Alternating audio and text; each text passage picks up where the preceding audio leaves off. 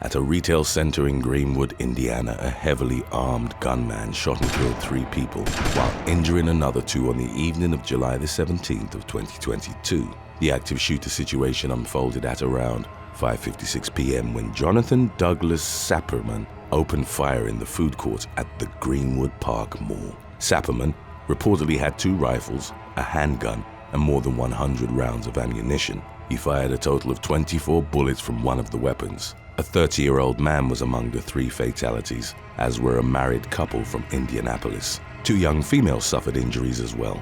Greenwood Police Chief Jim Eisen stated that a bystander at the scene engaged the suspect almost immediately after he started shooting. With his personal revolver drawn, 22-year-old Elisha Dickin shot in Sapperman's direction. The young man also motioned for other mall goers to evacuate behind him. According to the police chief, Dickin fired 10 rounds, 8 of which hit the suspect, who subsequently fell to the ground and died soon after. Upon being handcuffed and interrogated by police, Dickin, who was legally carrying a concealed pistol, had his version of events corroborated by CCTV footage. If a responsibly armed person hadn't taken action within the first 2 minutes of the shooting, many more people would have died. According to Chief Eisen, the latter further praised Dickin's proficient and sound tactics in firing at the perpetrator from a considerable distance, despite having no experience in law enforcement or the military. 20-year-old Sapperman had reportedly lost his job at a warehouse and been evicted from his home leading up to the shooting. According to CBS News, he told his girlfriend before the incident that he wanted to take others with him. Number 15.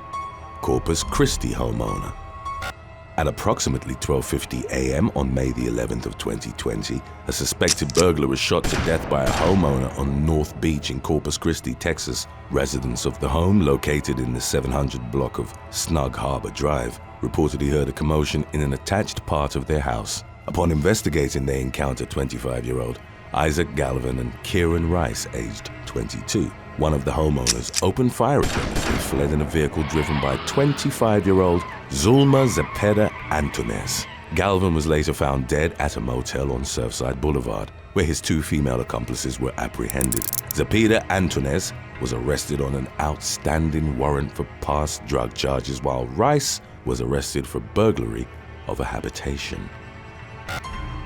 Number 14. Franklin, Ohio homeowner. Early on November the 2nd of 2022, 36-year-old Jeffrey Carl was shot in the buttocks after allegedly attempting to burglarize a residence in Franklin, Ohio. A man had just gotten home from the hospital hours prior to when Carl broke into his house, believing no one was home. The victim called 911 after firing his gun, unsure of whether he hit the suspect or not. Franklin police officers were dispatched to the Park Avenue home at around 3:25 a.m. When law enforcement arrived, Carl had already fled on foot and hid inside a neighbor's shed, where he was eventually found by a canine. He was taken to Atrium Medical Center, where his injuries were deemed non-life-threatening. Carl was then transported to the police station and booked on burglary charges. The department's lieutenant said that the suspect was being held in jail in lieu of a $50,000 bond. Number 13.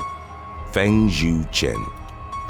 A week after 3 armed burglars broke into a Doraville home in Georgia on September the 16th of 2016, the Gwinnett County Police Department released security footage from the incident. Shortly after the suspects entered the house at around 4 a.m., 36-year-old resident Feng Zhu Chen emerged from her bedroom and fired numerous shots at the suspects. In the surveillance video, one of the males jumped through a glass door to escape the deadly shooting, while pieces of drywall were flying all over the residence. 28-year-old Antonio Leaks of Atlanta was shot and hurt, while 2 of the men fled. When law enforcement arrived at the scene located on Spring Drive, they discovered Leaks dead in the driveway. The police department's corporal stated in an interview that Chen exercised her right to defend her livelihood and property. 18 months later, on March the 29th, one of the suspects was taken into custody. 35-year-old Bernard Eugene Little was accused of felony murder and armed robbery. The 3rd suspect remained on the loose. Number 12. Metro PCS Worker. On August the 26th of 2019, in southwest Philadelphia, Pennsylvania, an attempted robbery at a Metro PCS store was foiled by the only employee On duty at the time, the incident was captured by the cell phone store's CCTV cameras. As shown in the footage, the robber entered the business when there were no other customers inside. With the firearm in hand, he threw a bag on the counter and demanded money from the worker. The latter made a split-second move to draw his own gun, at which point he shot the hooded man several times. A witness who was in the area at the time told CBS that, out of nowhere, he heard 10 gunshots ring out. Emergency medical services declared the suspect dead at the scene shortly after 4 p.m. The next day, a spokesperson from the Homicide Unit for the Philadelphia District Attorney's Office said that the shooting was justified and the employee wouldn't be charged as a result. Number 11. Joe Howard Teague, an elderly Californian from the greater Los Angeles area, shot and gravely wounded a burglar after growing frustrated over being the target of several home invasions. According to the Riverside County Sheriff's Department, the retired plumber, 93-year-old Joe Howard Teague, turned the tables on a group of home invaders early on June the 29th of 2022. He retrieved his rifle and confronted them inside his Moreno Valley home. Teague approached the burglars and attempted to put them under citizen's arrest. The suspects didn't cooperate, however, as one of them came at him with a fishing pole. The homeowner later claimed that as he attempted to keep the suspects at gunpoint, they started hurling objects at him. At around 12:30 p.m., Teague dialed 911 and reported the break-in. Before deputies responded, a witness reported seeing numerous people fleeing Teague's house on foot. When law enforcement arrived at the Eucalyptus Avenue residence, one of the alleged burglars, Joseph A. Ortega, was suffering from a gunshot wound. The 33-year-old was taken to a hospital where he succumbed to his injuries the following day. Teague, meanwhile, was unharmed. He was escorted to the police station for questioning and was later released. Investigators established that several people, including Ortega, had invaded Teague's property at the time of the shooting. Although it appeared as though the homeowner's decision to open fire was justified,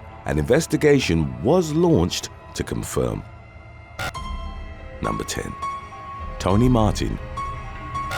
A pair of burglars broke into 54-year-old Tony Martin's farmhouse in Emneth Hungate, Norfolk, England, on the evening of August the 20th of 1999. Martin fired his shotgun 3 times at the intruders, shooting into the pitch black of night. Teenager Fred Barris was hit in the back and both of his legs were wounded. He and 29-year-old Brendan Fearon managed to escape out the window. Fearon made his getaway with 33-year-old Darren Bark, who served as the getaway driver. But Barris succumbed to his gunshot wounds at the scene. At the time of his death, he had a total of 29 convictions under his belt, including 7 for theft and 6 for fraud. He had been given a 2-month sentence in a juvenile offenders facility for theft, assault on a police officer, and rowdy and intoxicated behavior. 3 days after the break-in on August the 23rd, the farmhouse owner was accused of murder, attempted murder, wounding with intent to cause injury, and possessing a firearm with intent to endanger life. He didn't have a valid shotgun certificate, as it had previously been revoked. Martin claimed to have been acting in self-defense, but prosecutors argued he was lying in wait for the pair and had fired from close range without warning. Ultimately, a jury found Martin guilty. He was given a life sentence with a minimum mandatory term of 9 years, which was subsequently reduced to 8 years. On January the 10th of 2000, Fearon and Bark admitted conspiring to burglarize the farmhouse. Bark received a sentence of 2.5 years in prison with an additional 12 months for prior offenses, while Fearon received a 3-year prison term. In 2001, Martin filed an appeal, arguing that his story hadn't been properly presented at trial. His defense team provided documentation of his paranoid personality condition, which was aggravated by despair. They argued that Martin's paranoia was centered primarily around the notion of someone breaking into his home. Furthermore, he was diagnosed with Asperger's syndrome. The Court of Appeal accepted the submission, and Martin's murder conviction was commuted to manslaughter with a 5-year sentence. His 10-year sentence for wounding Fearon was lowered to 3 years on the basis of diminished responsibility. Martin was released on July the 28th of 2003, having served the first 3 years of his 5-year sentence. Number 9. Tina Ring and Ashley Lee.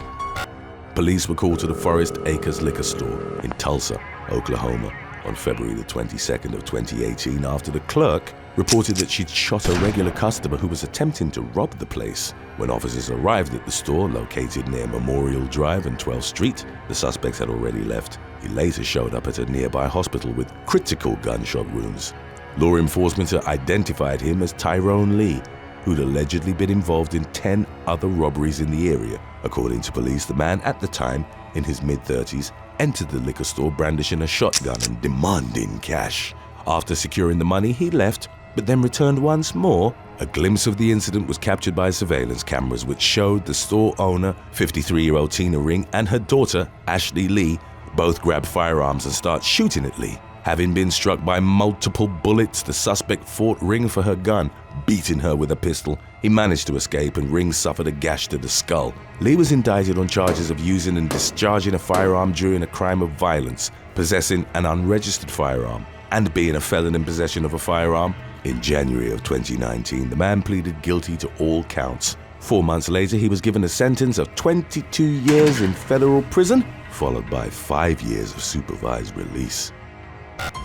Number 8. Son of a pizza place employee.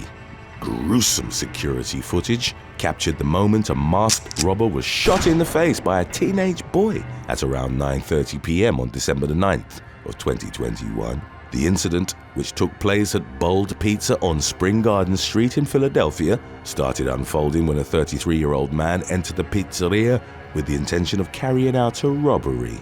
The suspect was standing at the counter and reaching out towards the cash register, which was opened by a female employee. The two struggled as the thief grabbed the money. The employee's 14-year-old son, who was also behind the counter, reached for a gun, pointed it at the robber, and pulled the trigger, striking him at least once in the face at close range. According to the police, the wounded man fled the scene on foot, leaving a blood trail in his wake. 6ABC reported that when officers arrived at the scene, they came upon the pizza shop in utter disarray, with broken glass, money, and a large amount of blood all over the floor.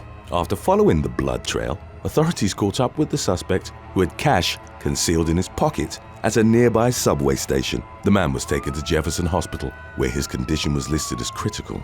According to investigators, surveillance footage from a CVS on Spring Garden Street confirmed that the suspect, who hadn't been identified, was a member of a group that had just raided the pharmacy 5 minutes before entering the pizzeria. His two accomplices were still being sought by police as of the latest updates.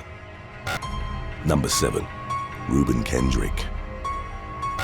On the afternoon of September the 21st of 2015, a man who was robbing a Citizens Bank on Van Dyke Avenue in Warren, Michigan, was shot by a patron. 43-year-old Henry Houston Mann of Ypsilanti entered the bank at approximately 4 p.m. and asked how he could set up direct deposit to his account. When the teller asked him to have a seat, he took out a handgun and pointed it at her. Reuben Kendrick, who was in his early 60s and had just stepped out of the bathroom, was told by Mann to step behind the counter.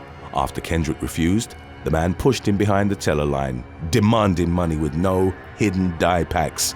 After he was handed the cash, Kendrick, who was a concealed carry license holder, loaded his Smith & Wesson revolver and opened fire at the suspect, hitting him once in each arm and once in one leg. The robber subsequently staggered out of the bank and collapsed to the ground. He was taken to the hospital with non-critical injuries. The following year, Mann was sentenced to 7 years for brandishing a firearm during a crime of violence and 3 years for bank robbery. He was also ordered to pay $1,781 in restitution to the bank. Number 6. Thomas Greer. Upon returning to his Long Beach home at around 9 p.m. on July the 22nd of 2014, California man Thomas Greer encountered two people stealing items inside. Subsequent reports revealed it was the fourth time the 80-year-old had been robbed. According to the Long Beach police chief, the two suspects, 26-year-old Gus Polly Adams and Andrea Miller, aged 28, punched the homeowner and slammed him to the ground, breaking his collarbone. Adams subsequently attempted to gain access to the victim's safe. Greer was able to sneak into another room to retrieve his pistol. He then went back to the robbers and started shooting at them. When the suspects fled, Greer pursued them outside, continuing to fire in their direction. Miller told him not to shoot because she was pregnant, but she was nevertheless hit twice in the back. She died at the scene. The Los Angeles County Coroner's Office later determined that the woman hadn't in fact been pregnant at the time of her death. Greer wasn't charged, as it was concluded that he'd used his legal right to self-defense when he shot and killed the woman.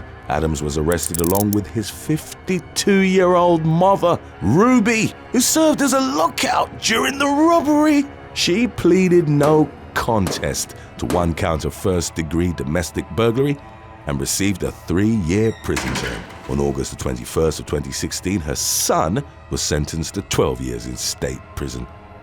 She was dead. Well, I shot her twice. She best be dead. Number 5. Brazilian post office robbery.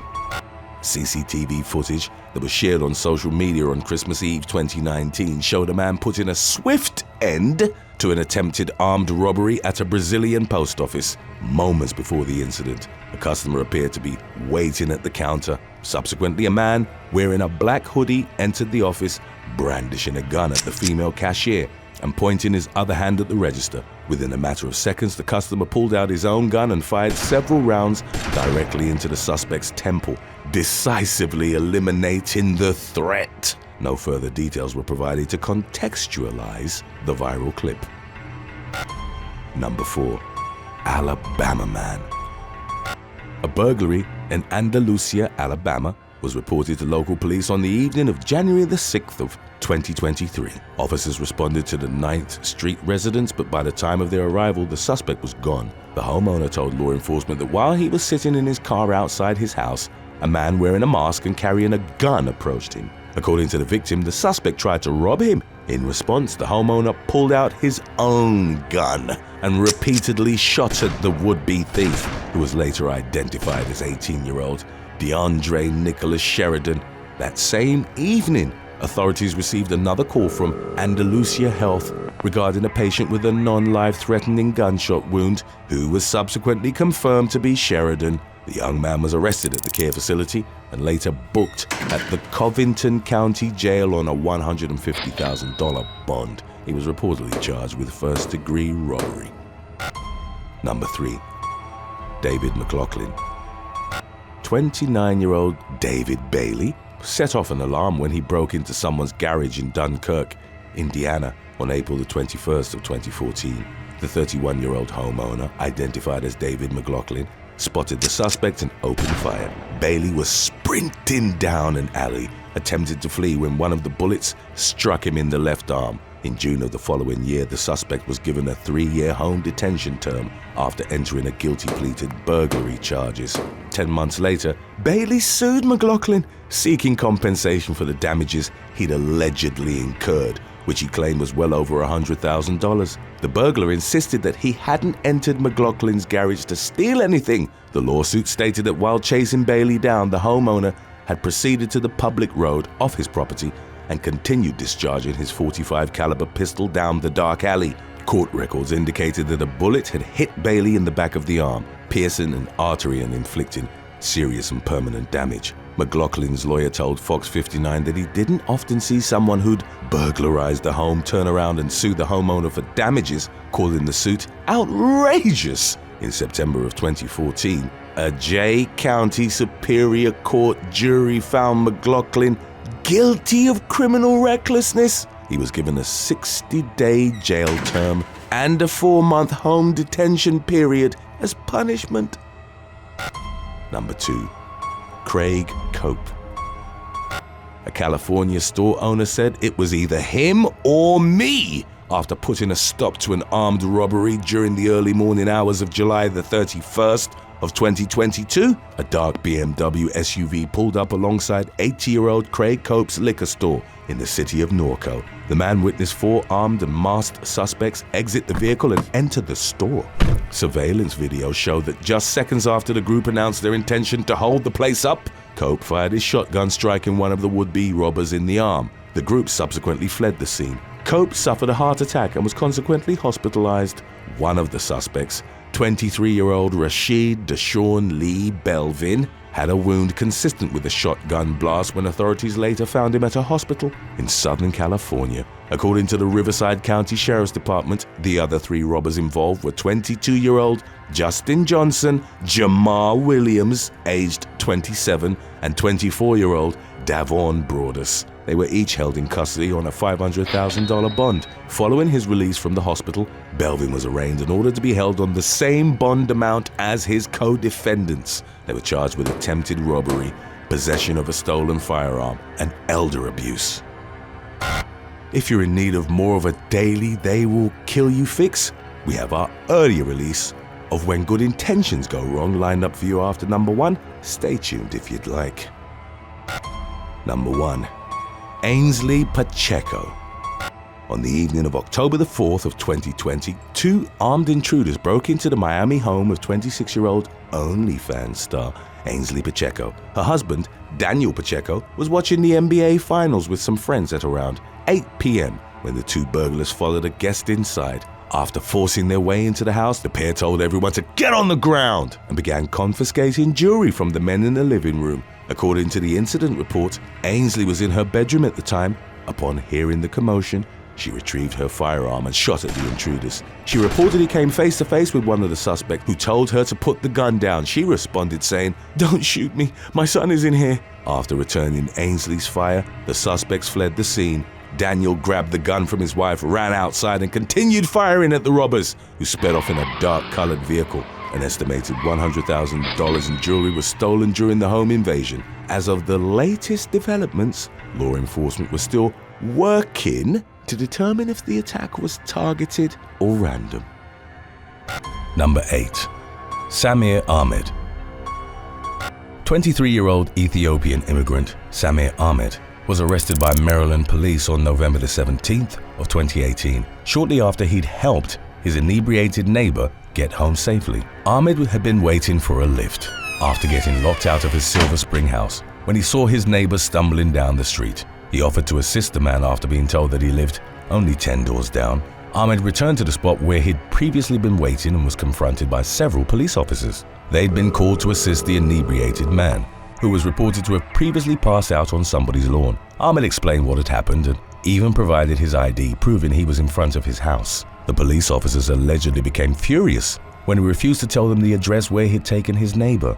Law enforcement allegedly smelled marijuana on Ahmed, and a female officer accused him of being the intoxicated one. In a video-recorded incident, they proceeded to arrest Ahmed in spite of repeated and passionate protests from other neighbors who'd seen him helping the other man. Officers found a small quantity of marijuana on Ahmed, who didn't deny possession but later told HuffPost that race played a factor in his arrest. His attorney was quoted as telling the Washington Post he's a good Samaritan being converted to a criminal defendant.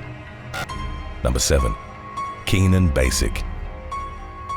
In November of 2018, Australian teenager Caitlin Gray crashed her car and subsequently stopped at a BP service station in Bankstown, southwestern Sydney. 36-year-old Keenan Basic then pulled into the station and for nearly 2 hours worked to fix up her vehicle. The entire interaction was captured on CCTV footage and showed the pair chatting and even embracing before 19-year-old Gray drove off. Shortly thereafter, the distressed teenager called her boyfriend, who alerted the authorities saying she was being followed in traffic. During her initial police interviews, Gray claimed that after leaving the station, her car had overheated and broken down again. Basic, who supposedly followed Gray, stopped next to her on a section of Milpera Road and offered his help once more. However, during the second interaction, the teenager reported the father of two had inappropriately touched her body and propositioned her for intercourse. She got back to her car and claimed that he tried to enter the vehicle before she was able to drive away, with him in pursuit. In the period following the accusation, Basic was booked into a maximum security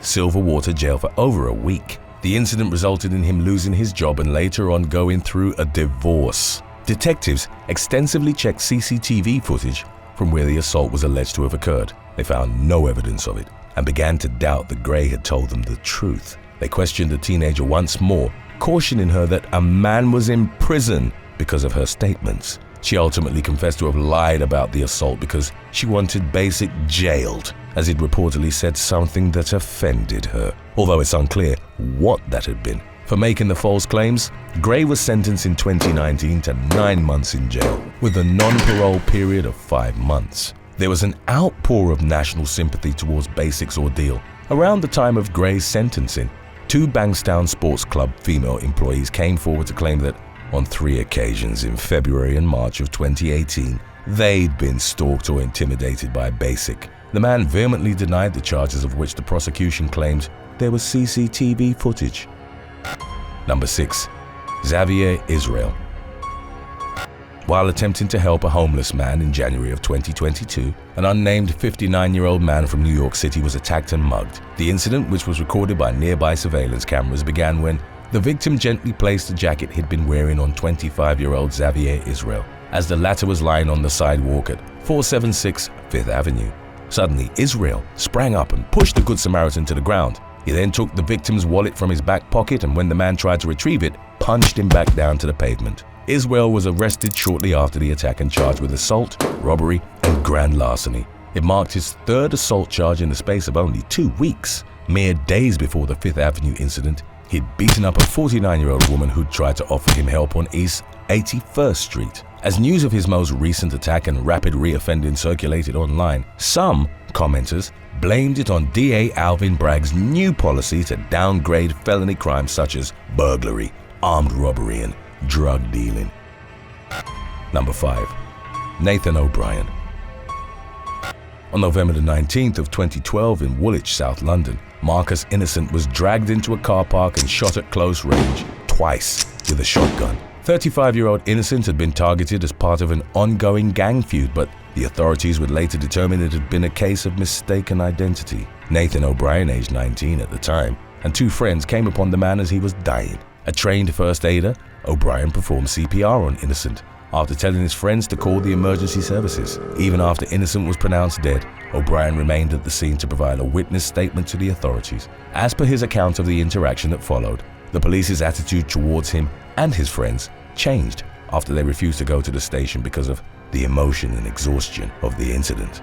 In a dramatic twist of events, they were suspected of having murdered Innocent themselves. O'Brien had a criminal record but was reportedly committed to turning his life around. He admitted his criminal past to the police and that he'd known Innocent but adamantly denied killing him. Nevertheless, he and his friends were arrested and taken to Lewisham Police Station. O'Brien, who allegedly still had blood on his hands from trying to help the dying man, was held for 38 hours and forced to give DNA. He later stated that he suffered from PTSD associated with his treatment by the police for his good intentions. O'Brien and his friends filed a civil lawsuit against the Metropolitan Police that was ultimately settled for an undisclosed sum. 4 years after trying to help the dying victim, O'Brien received an official letter from the Metropolitan Police in which they apologized for his wrongful arrest.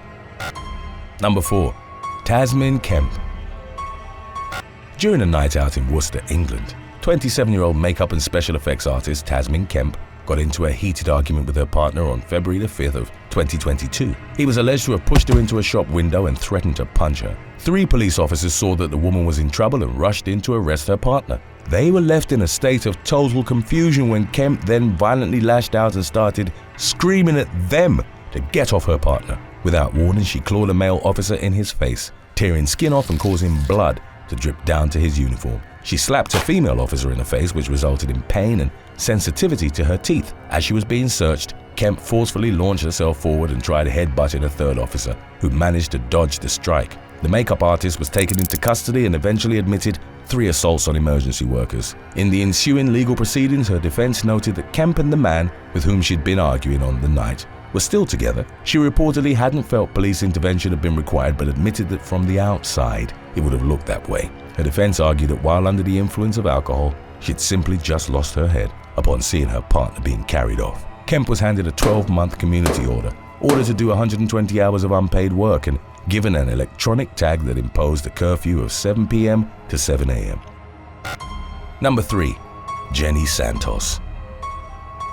In February of 2017, Jenny Santos and her twin sister Jessica were at the ocular structure of the World Trade Center Transportation Hub in New York City. At around 5 a.m., the 2 women were reportedly horsing around after a night out in Manhattan. Jessica's hat then fell onto a ledge next to a top-tier escalator, and as reported by the New York Daily News, 29-year-old Jenny went to a security guard to ask for assistance. The man told her that he was unable to leave his station. Jenny consequently leaned over to try and grab the hat herself. Unfortunately, she lost her balance and plunged over 30 feet to the main concourse below. She suffered critical injuries and was later pronounced dead at Bellevue Hospital. A post-mortem examination revealed that she had a blood alcohol content that was nearly twice the legal driving limit, an aspect that was suspected to have been a factor in the fatal fall. Number 2. Paula Kudre. Englishwoman Paula Kudre, aged 41, was convicted of assault in July of 2018 after violently lashing out at paramedics who'd been called to help her. In November of the previous year, ambulance staff had been called to Newton Heath, Manchester, following reports of an intoxicated woman lying on the ground. As a pair of paramedics approached Kudre, the woman suddenly punched one of them in the arm before kicking, spitting, and trying to bite both of them. The emergency workers were successful in restraining her until the police arrived at the scene. The paramedic who'd been punched by Kudre chose not to have her identity revealed, but speaking to a media outlet, described the unprovoked attack as extremely distressing. It left her with PTSD and questioning her 19-year career in the ambulance service. Kudre was sentenced to a 12-month community order with a requirement to complete a mental health treatment program and undertake 15 days of rehabilitation activity. Number 1. Adam Hanna.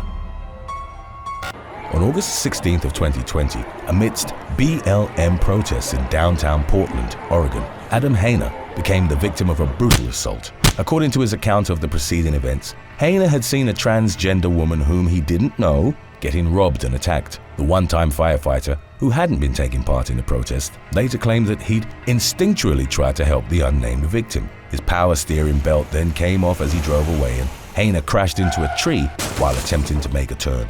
A mob of protesters subsequently swarmed the vehicle, and after he got out, Hanna tried to explain that he hadn't been trying to hurt anyone. He and his girlfriend Tammy Martin were reportedly called white supremacists. Hanna, who'd marched in BLM protests in the past and identified himself as being for their cause, told the mob he wasn't their enemy. He was nevertheless thrown to the ground, repeatedly struck, and ultimately beaten unconscious. Martin was battered as well, but her injuries proved less severe. Hanna woke up in the ICU after having suffered head wounds, 3 broken ribs, and 2 black eyes. There was a considerable degree of public outrage as clips from the attack started circulating online. 26-year-old Marquis Love, the man who'd punched Hanna unconscious, surrendered to the authorities several days after the beating. Love, who publicly apologized to the victim in the aftermath, pleaded guilty to third-degree assault and felony riot, for which he was sentenced to 20 months in prison. Thanks for watching. Would you rather rob a bank and live comfortably for the rest of your life, or heroically stop a bank robbery but die poor? Let us know in the comments section below.